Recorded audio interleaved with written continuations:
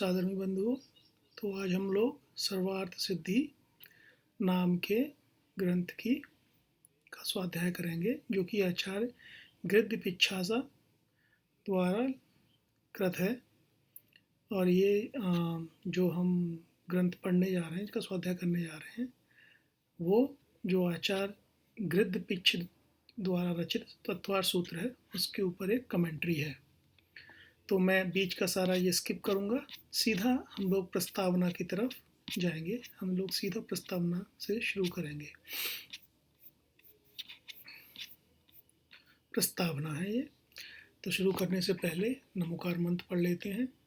नमो अरिहंताणं,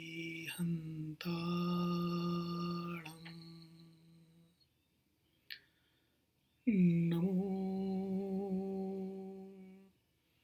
सिद्धाणं,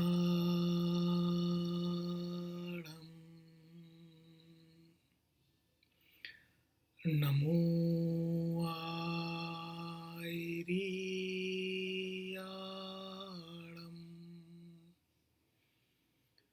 नमो वज्रायाणं,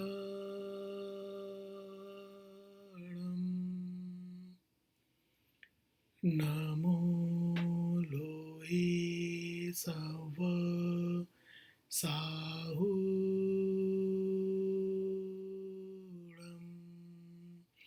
बोलो पंच परमेष्ठी भगवान की जय। तो ये प्रस्तावना है। मैं कौन हूँ, मेरा स्वभाव क्या है, मैं कहाँ से आया हूँ, मुझे उपादेय क्या है। उपादेय का मतलब ग्रहण करना, मुझे क्या ग्रहण करना चाहिए, और उसकी प्राप्ति किन निमित्तों के मिलने पर होती है। जो मनुष्य इन बातों का विचार नहीं करता, वह अपने गंतव्य स्थान को प्राप्त करने में समर्थ नहीं होता। आचार्य वदिसिंह ने छत्र चूड़ामणि में तत्व ज्ञान के प्रसंग में यह वचन कहा है। यह मनुष्य के कर्तव्य का स्पष्ट बोध कराता है। कर्तव्य का विचार ही जीवन का सार है। जो त्रियंच है, वे भी अपने कर्तव्य का विचार कर प्रवृत्ति करते हैं। फिर मनुष्य की तो कथा ही अलग है। प्रत्येक प्राणी के जीवन में हम ऐसे ऐसे विलक्षण परिणमन देखते हैं, जिनकी कल्पना भी नहीं की जा सकती। ऐसा क्यों होता है? क्या इसके लिए केवल बाह्य परिस्थिति ही एकमात्र कारण है? एक पिता के दो बालक होते हैं, उनका एक प्रकार से लालन पालन होता है, एक पाठशाला में उन्हें शिक्षा मिलती है, फिर भी उनके शील स्वभाव में विलक्षण अंतर होता है। क्यों? इसका शारीरिक रचना के सिवा कोई अज्ञात कारण अवश्य होना चाहिए। साधकों ने इस प्रश्न का गहरा मंथन किया है। उत्तर स्वरूप उन्होंने विश्व को यही अनुभव दिया है कि पुराकृत कर्मों के कारण प्राणियों के जीवन में इस प्रकार की विविधता दिखाई देती है। तो कर्म एक कारण है, जिसकी वजह से कोई भी जीव मात्र है, उसके जीवन में विविधता है। विश्व की विविधता का अवलोकन कर उन्होंने कहा है कि इस प्राणी की प्रथम अवस्था निगोध है। अनादिकाल से यह प्राणी इस अवस्था का पात्र बना हुआ है। प्राणी का मतलब जीव। विस्तृत बालुका राशि में गिरे हुए वज्र सिकता कर्ण का मिलना जितना दुर्लभ है, इस पर्याय से निकलकर अन्य पर्याय का प्राप्त होना उतना ही दुर्लभ है।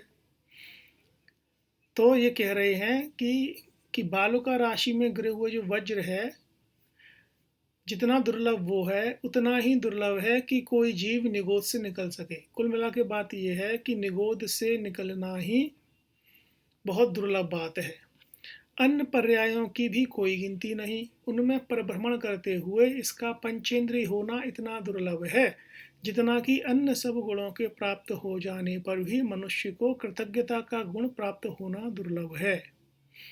यदि यह पंचेंद्रिय भी हो जाता है, तो भी इससे इसका विशेष लाभ नहीं, क्योंकि एक मनुष्य पर्याय ही व्यवस्था है, जिसे प्राप्त कर वह अपनी उन्नति के सब साधन जुटा सकता है, किंतु इसका प्राप्त होना बहुत ही कठिन है। एक दृष्टांत द्वारा साधकों ने इसे इन शब्दों में व्यक्त किया है। वे कहते हैं कि जिस प्रकार किसी चौपट पर रखी हुई रत्न राशि का मिलना दुर्लभ है, उसी प्रकार पर्यायों में परिभ्रमण करते हुए इस मनुष्य पर्याय का मिलना दुर्लभ है।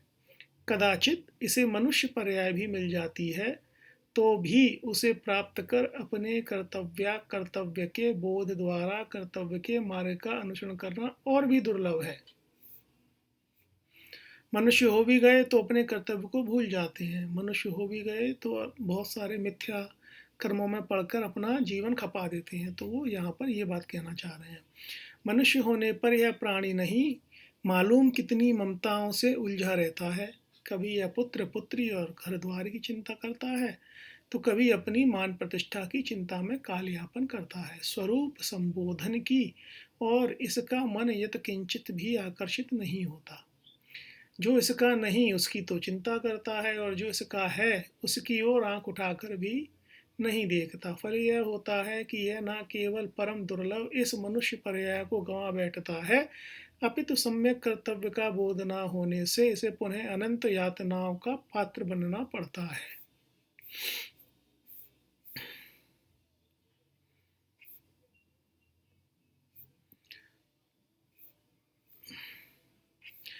इस स्थिति से इस प्राणी का उद्धार कैसे हो, इस प्रश्न के समाधान स्वरूप साधकों ने अनेक मार्ग दर्शाए हैं।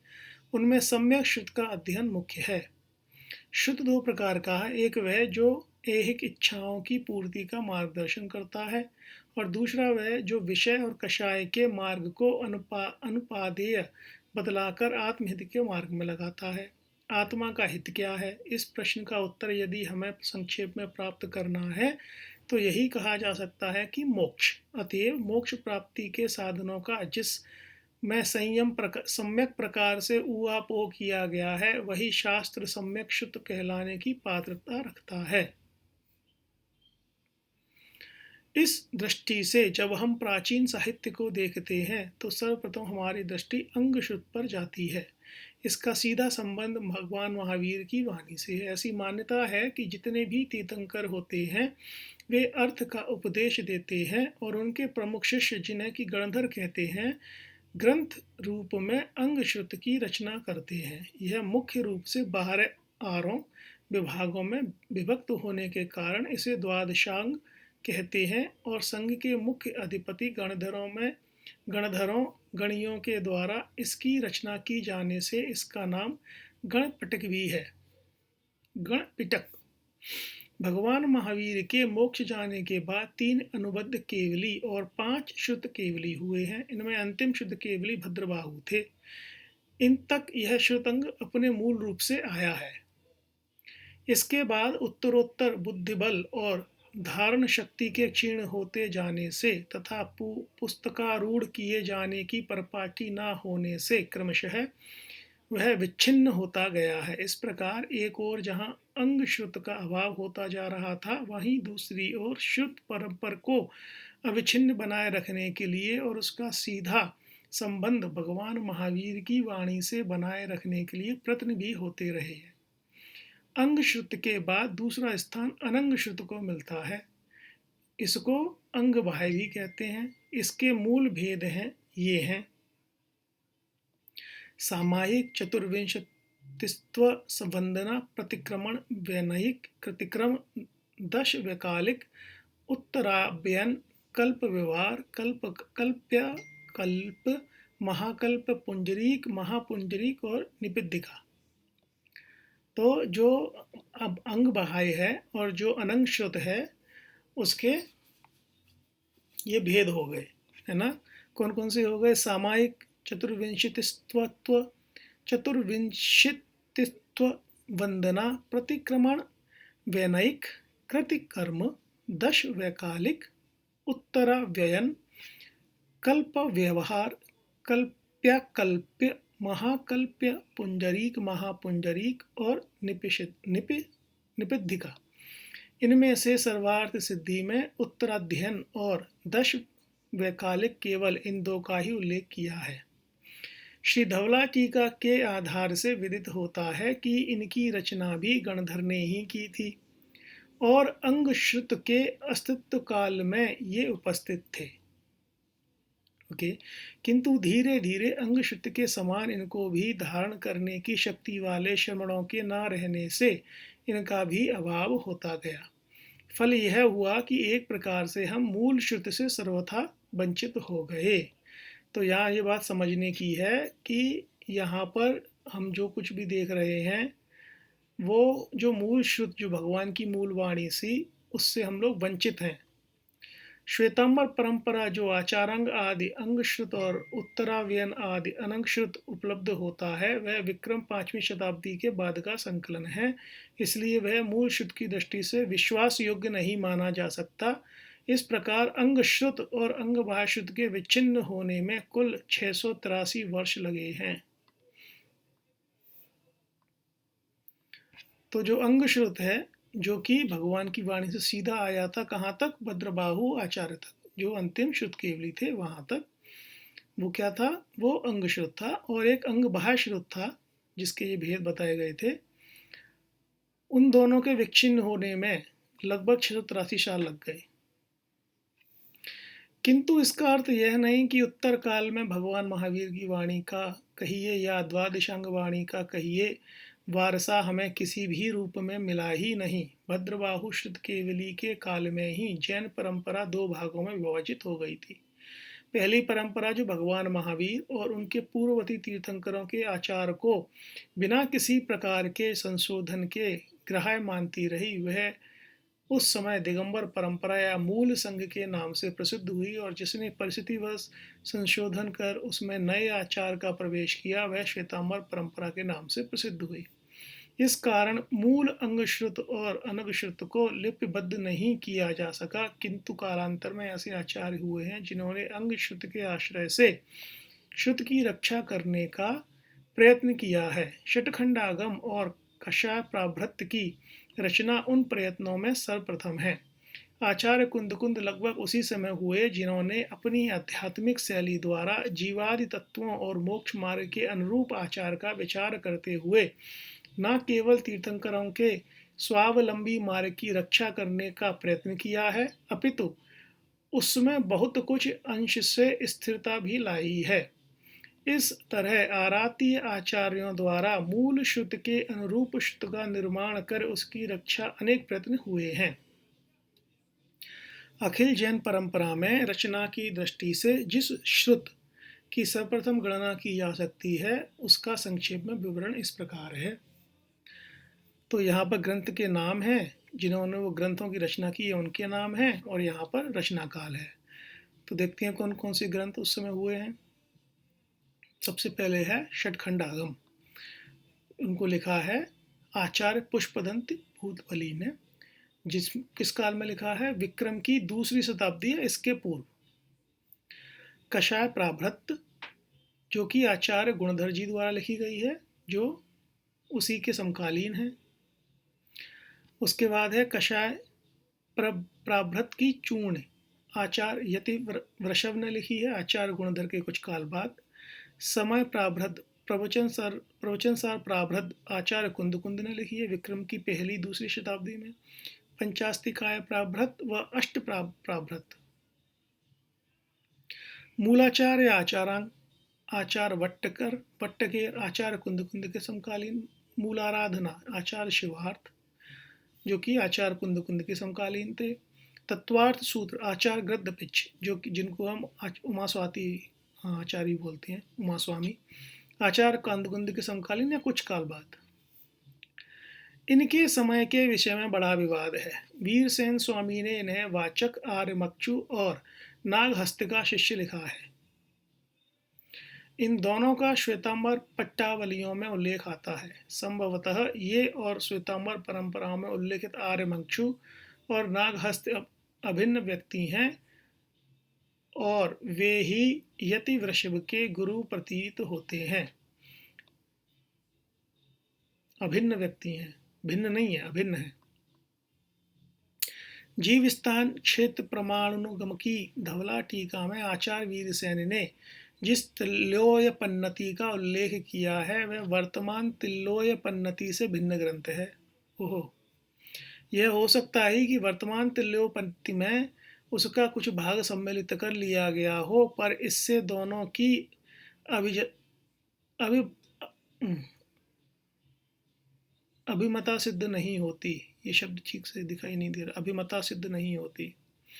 पंडित जुगल किशोर जी मुख्तार ने पुरातन जैन वाक्य सूची की प्रस्तावना में जैन सिद्धांत भास्कर के एक अंक में प्रकाशित मेरे लेखन का खंडन करते हुए, जो वर्तमान तिलोपन्नति की प्राचीन तिलोपन्नति से अभिन्नता सिद्ध करने का प्रयत्न किया है, उनका उचित प्रयत्न नहीं कहा जा सकता। तो एक पंडित जुगल किशोर जी हुए हैं, पंडित जुगल किशोर जी मुख्तार, उन्होंने पुरातन जैन वाक्य सूची की कोई पुरातन जैन वाक्य सूची की प्रस्तावना है, उन्होंने जो पंडित फूलचंद जी हैं जिन्होंने ये टीका की है, जो कमेंट्री की है, उनके इस प्रयास का खंडन किया है कि जो प्राचीन तिलोपन्नति है और जो नवीन तिलोपन्नति है वो भिन्न है सॉरी, क्योंकि वर्तमान तिलोपन्नति में लोक के जिस आकार की चर्चा की गई है उसका प्राचीन तिलोपन्नति में उल्लेख नहीं है।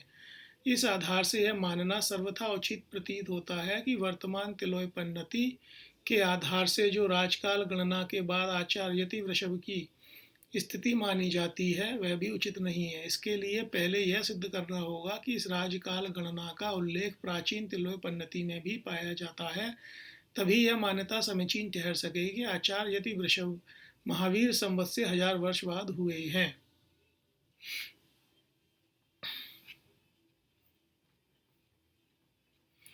तत्काल धवला के उल्लेख के अनुसार आचार्य यति वृषभ को महावाचक आर्यमंक्षु और नागहस्त का शिष्य होने के नाते उन्हें इस समय का ही मानना चाहिए जिस समय उन दो महान आचार्यों ने इस भूमंडल को अलंकृत किया था।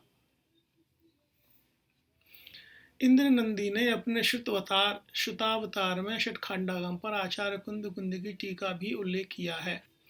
इस आधार से षटखंडागम का रचनाकाल प्रथम शताब्दी से भी पूर्व ठहरता है।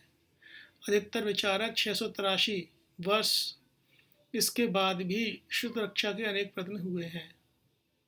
श्वेतांबर अग्रश्रुत का संकलन उन प्रयत्नों में से एक है। यह विक्रम 6वीं शताब्दी में संकलित होकर पुस्तकारूढ़ हुआ था। नंबर 1 तत्वार्थ सूत्र।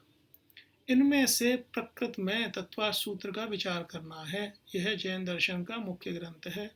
इसमें जैनाचार और जैन तत्वज्ञान के सभी पहलुओं पर सूत्र शैली में विचार किया गया है। यह सुनिश्चित है कि जैन आगम श्रुति की मुख्य भाषा प्राकृत रही है तथा इसके आधार से आरातीय आचार्यों ने जो अगवाय श्रुतिलिपिबद्ध किया है